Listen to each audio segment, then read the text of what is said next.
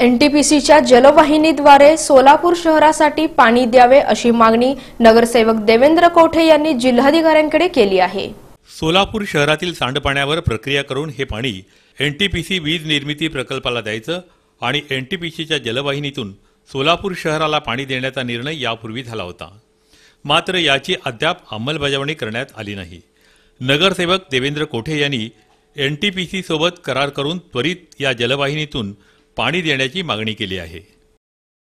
शहराला रोज पाणी पुरवठा व्हावा यासाठी एनटीपीसीला सध्या जो उजनी धरणातून शुद्ध पाणी दिलं जातं त्याऐवजी शासन निर्णयाप्रमाणे एनटीपीसीने महापालिकेचं सांड प्रक्रिया केलेलं पाणी शुद्ध केलेलं पाणी त्यांनी वापरावं व त्यांच्या पाईपलाईनद्वारे महापालिकेला पाणी द्यावं यासाठी आम्ही आज शिवाजी सावंत सर यांच्या मार्गदर्शनाखाली या ठिकाणी मागणी केली होती।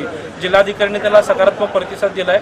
त्यांच्याकडे महापालिकेचं चार्ज असताना आयुक्त म्हणून त्यांनी एनटीपीसीशी वाटाघाटी केलेली आहेत। 8 रुपयाचा असलेला दर 5 रुपये त्यांनी असं करून घेतलेलं आहे व त्या संदर्भातले सर्व करार करून एनटीपीसीने ते वरिष्ठ पातळीवरती पाठवलेले आहेत। लवकरच ते करारपत्र अस्तित्वात येऊन महापालिकेला एनटीपीसीचं पाणी मिळेल आणि महापालिकेचं सांड प्रक्रिया हे एनटीपीसीला दिलं जाईल असं गवाही जिल्हाधिकारी साहेबांनी दिलेली आहे।